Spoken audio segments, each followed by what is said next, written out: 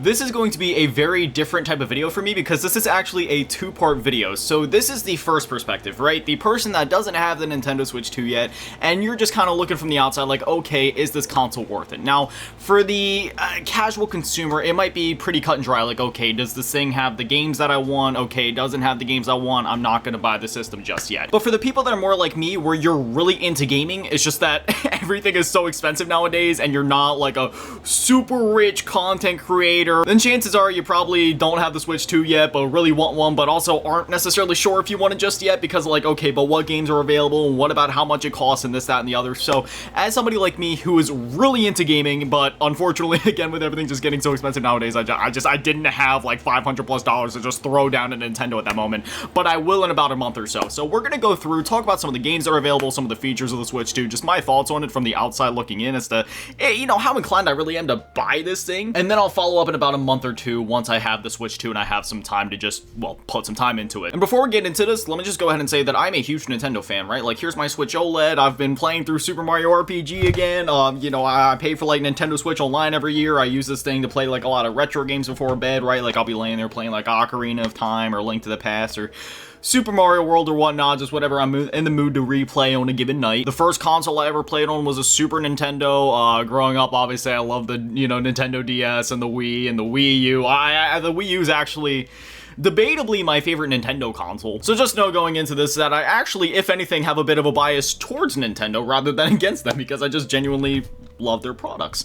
So let's just go ahead and talk about the launch titles for the Switch 2. Let's just kind of go ahead and get the cat out of the bag, kind of get like the big thing out of the way here, because I feel like this is the biggest sticking point for a lot of people. It's like, okay, sure, you got this new powerful console, it can technically play up to like 4K 60 when you're hooked up to the TV, the screen's a lot better, however, that's kind of debatable because even though, yes, the Switch OLED had a 720p OLED, the Nintendo Switch 2, while yes, it has like 1080p HDR up to 120 hertz, it is only like an LCD/LED. But when looking at the launch lineup, it is a lot of, okay, here's a game you played before on the Nintendo Switch or on another system, but now it's just gonna run better, barring a few exceptions. So in terms of the first party offerings, all you had at launch was Mario Kart World and Nintendo Switch 2 Welcome Tour, which I do not think is a big deal because some people have been like, oh man, there's only one game at launch and it's like Mario Kart World. But when you look at Mario Kart World, it is easily the most ambitious Mario Kart game to date. Obviously, I haven't really gotten to like play the game myself, but I've been watching a lot of gameplay of it, and obviously there's only so much you can really you know, pick up from watching gameplay when you're not playing it yourself. But in terms of just like the sheer content in the game and everything that I've seen,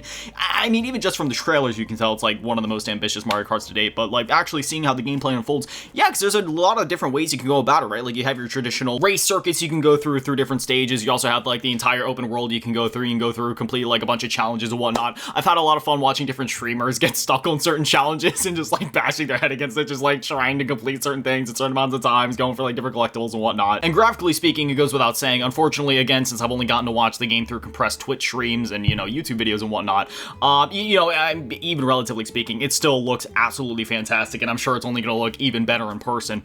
And again, the fact that there's only one first-party launch game, I don't think is a big deal, because not only is the third-party lineup stacked, but you look at something like the Nintendo Switch, just like the normal Nintendo Switch, and we only had, what, like Breath of the Wild at launch? Was there? I don't think there was any other first-party games at launch, and even then, that was a cross-gen Wii U title, because that game was basically always codenamed like Zelda Wii U, like that's the one, like that was gonna be for the Wii U, and it's still released on the Wii U.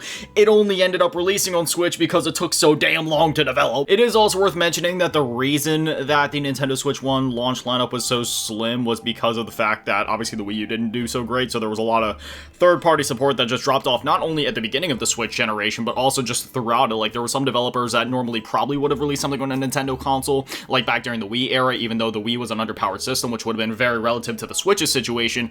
But again, just due to that, how the Wii U generation performed, they ended up kind of dropping out during this generation, which, you know, some people could look at that and be like, okay, well, at least there's a reason for the Switch 1 lineup, but then why is the Switch 2 lineup so slim, at least when it comes to first-party Nintendo offerings? But once again, I feel like the third parties definitely make up for that. Oh, I'm sorry, I lied. We actually had a bit more than just Breath of the Wild at launch for the Switch 1. We had 1-2 Switch and Snipper Clips.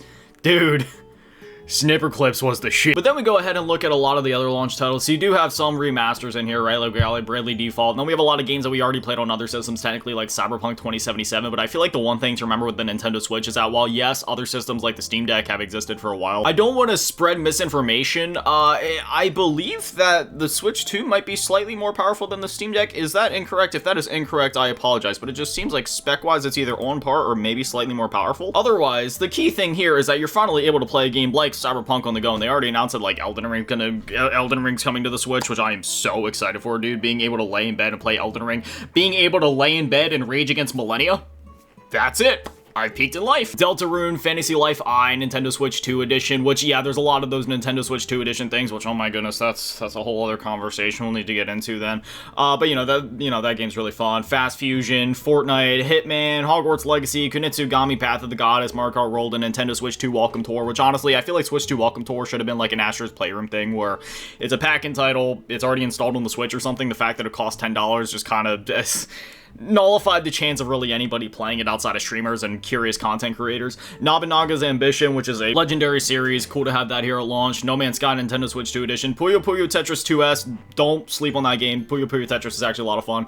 Rune Factory, Guardians of Azuma, Civilization 7, Sonic X Shadow Generations, really glad that that finally came to Switch. Split Fiction, I haven't played it myself because I don't got friends, but I've heard it's fun. Street Fighter 6 Years 1 and 2 Fighters Edition, but that kind of sucks because that's like, it comes on a game key card, which that's like a whole other conversation for another day. The key cards suck ass. They're just as bad as the code in a box. I mean, actually, no, you know what? They're better than the codes in the box, but they still suck ass all the same. Suikoden 1 and 2 HD Remaster, Survival Kids, and then Zelda Breath of the Wild and Tears of the Kingdom Switch 2 editions, and then Yakuza 0 Director's Cut. So yeah, that is one sticking point, just kind of looking from the outside, looking into the Nintendo Switch 2. The launch lineup is pretty strong when you factor in not only the first party offerings with Mario Kart, which, let's be honest, we've been waiting for a new Mario Kart for over a decade, right? Mario Kart 8 lasted us the entirety of the Switch generation. We had like the Booster Course Pass, and while Mario Kart 8 was absolutely fantastic, I think I speak for everybody when I say I'm just very happy that we finally have a new Mario Kart game. And then outside of that, again, the third party offerings are pretty strong, but it would have been cool to see a lot of those other titles maybe come out at launch or closer to the launch window, because if we go over to the games that are upcoming, that's when things get a lot stronger, right? We got like the Super Mario Party Jamboree Switch 2 edition coming out July 24th, Donkey Kong Bonanza, which is one of my most anticipated games of the year, coming out July 17th. Then we have the drip-fed Switch 2 editions, which I'm not a huge fan of. We have the drip-fed Kirby and the Forgotten Land coming out August 28th, just really padding things out. And then from Nintendo for the rest of the year, there's not a whole lot, which I don't feel like is a big deal considering the fact that we have, Donkey Kong Bonanza coming out in July. It is pretty cool to see that right out the gate, the Switch 2 is going to be getting way more third-party support than obviously the Switch 1 did for obvious reasons. Like, for example, Tony Hawk Pro Skater 3 and 4 is going to be coming to the Switch 2. And while, yes, that game was technically on the Switch 1, I believe, a lower resolution, lower frame rate, just they're doing the Switch thing where if it looks good on another system, it's going to look like Vaseline was smeared on the screen on the Switch 1, unfortunately, just due to the fact that it was an underpowered system, especially when it comes to, like, its, in every aspect, right? CPU, GPU, memory, that's just what happens when you have a portable device compared to a box that can handle getting a bit hotter and, sitting under a TV, for example. So the fact that the Switch 2 has been more powerful, not only are we going to be getting more third-party support this generation, like, I wouldn't be surprised if maybe we started to see maybe, like, Call of Duty start to hit this thing since, well, not this thing, but, like, the Switch 2, since the system, from what I understand, is on par with basically, like, a Series S in your hand, which is insane. Madden NFL 26. Oh, what the hell, dude? I'm gonna go sell my PS5 and my Switch OLED just to go buy a Switch 2, dude. Madden NFL 26? I can't believe they're releasing another Madden this year. That's insane. I'm so excited. Pokemon Legends Z to A, Metroid Prime 4 Beyond, Kirby Air Riders. Like, there is an Elden Ring Tarnished Edition, like we were talking about, Borderlands 4, Hyrule Warriors, Age of Imprisonment. Somehow I forgot that they announced that game. Yeah, dude, that game looks sick. Final Fantasy VII Remake integrated, so on and so forth. So you kind of get the point. Not trying to just rattle off a bunch of game names, but basically the point that I'm trying to get across here is that every console launch kind of sucks at least a little bit. You know what? Let's go ahead and look up PlayStation 3 launch titles, because as much as I love the PS3, the launch lineup was kind of batshit. We got Blast Factor, Call of Duty 3, which ran like shit on the PlayStation 3, if I recall correctly. Both the PS2 and the PS3 version kind of ran like shit compared to the other version. I think Call of Duty 3 didn't even have online on the PS3. It was either that one or Tony Hawk. No, it might have been both of them. I know Tony Hawk didn't.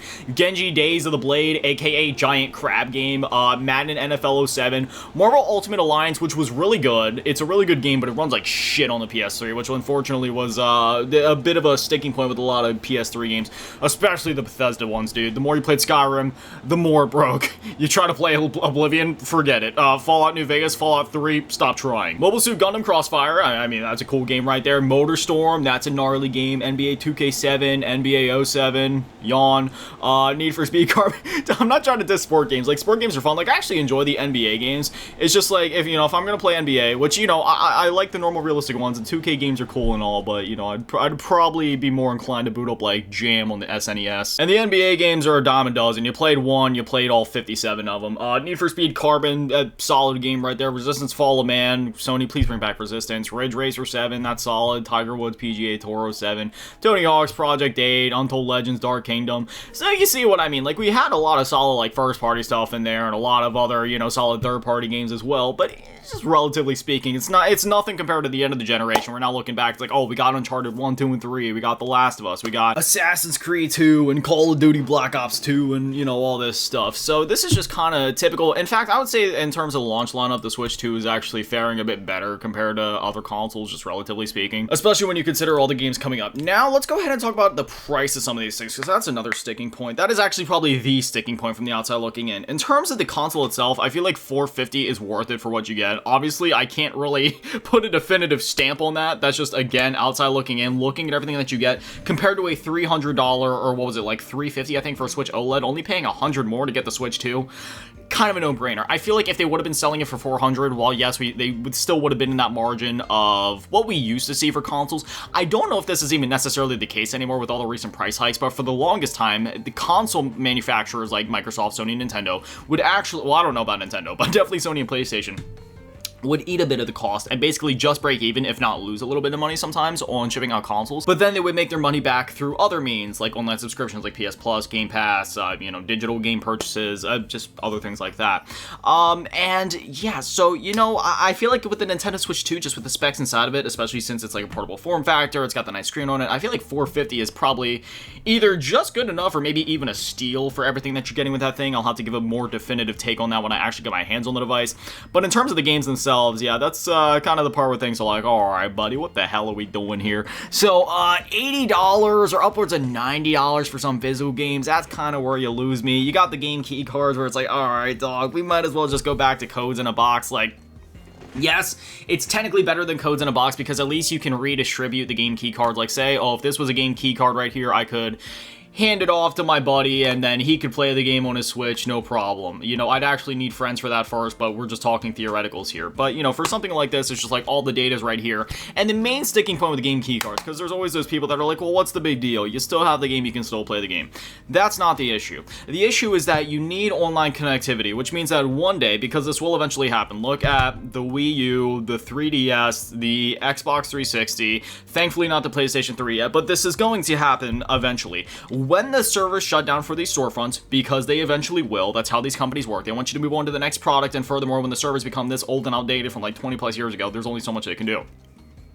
When the servers finally go offline, or maybe just like, maybe you're in a situation where you don't have internet, but you don't want to play, or you want to play a certain game, but you don't have the internet to download it, well, how the hell are you going to do it? At that point, you're basically just holding a coaster. And worse yet, when the servers do shut down, yeah, something like this would be a coaster. Whereas in the case of this, Super Mario RPG, where I actually own the game, the whole game is on that cart. I pop it into my Nintendo Switch. Actually, you know what? Let's just go ahead and do this real quick. Let me just make sure I don't have any other game cards in here at the moment. Nope, there's none. Okay, you see I open up the Nintendo Switch. You see there's like nothing on my... Oh, yeah, I was playing Poison Control last. That game is freaking awesome. Go ahead and pop the cartridge into the Nintendo Switch. If I can, I always confuse it with the DS, because the DS you had to put it in backwards, but then the Switch you just pop it in normally. And look at that!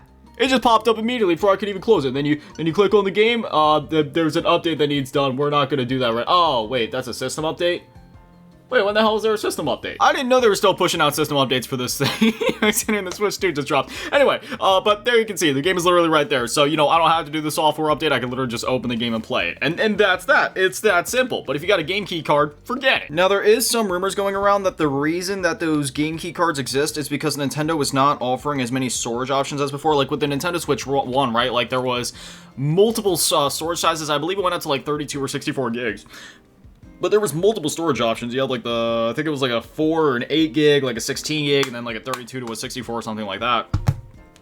But now they're only offering a very small size and then a huge size, and obviously the huge sizes are going to cost way more to, to like print the game on it, especially considering the fact that Nintendo is using cartridges, whereas, say for PlayStation 5, Series X, it's not a big deal. You get the Blu-rays, they're, dime a dozen, but with the cartridges, they cost a lot more. So, of course, the developers, or the publishers more specifically, because they're the ones that, put up the fee to publish the game, they're going to go for the cheaper option, especially when, comparatively speaking, it's going to be much more expensive and hurt their financial gain if they would go for the bigger size cartridges.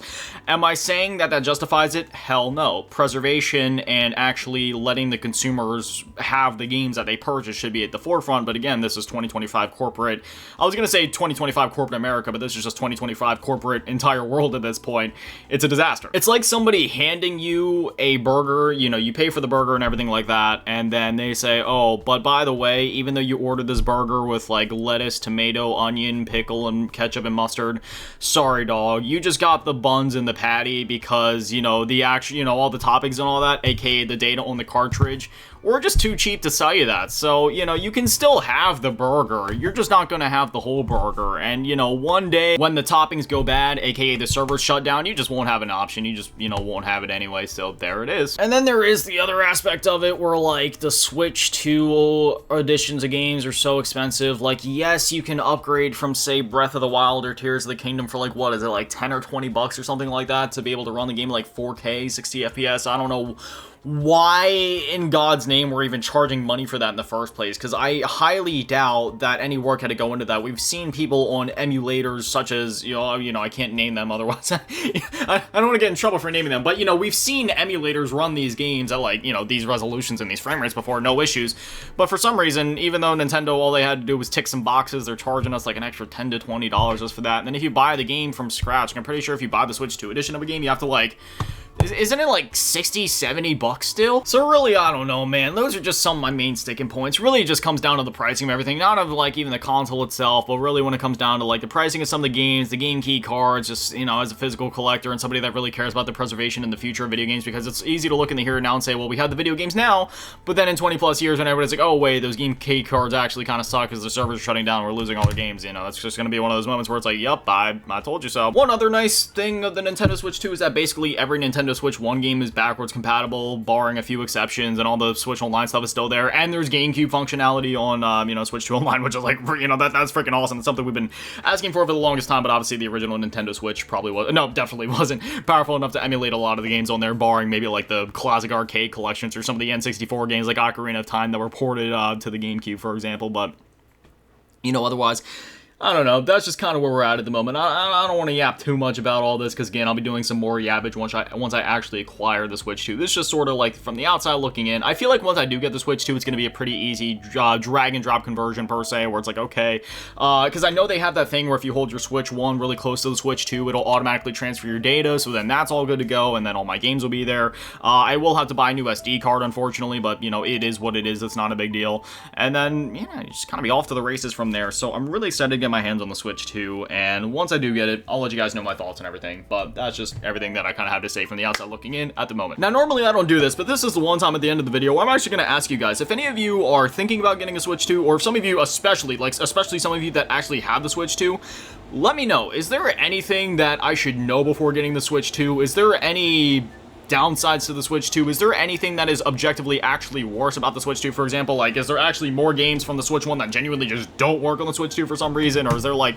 some red ring of death tier thing that I should know about? Or is it pretty simple for the most part getting your hands on the Switch 2 and just, playing games on it? Whatever it is, I genuinely love to get that conversation with you guys going as always, because, if I'm about to spend over like $500 to $600 on this thing, I'd definitely like to know some of those things. But anyway, as always, massive shout out thank you to all the patrons and channel members, thank you to all you in the low ball tier, and an even bigger shout out thank you to all the big ball Jim and the last king and big Dan and Manny and the big shout out on DJ Run of and Cheese Girl. Thank you guys so much, you guys are little legends. I love you. Good on you, Dodoki, arigatou gozaimasu. Have an amazing day, stay beautiful. I love you all. Peace.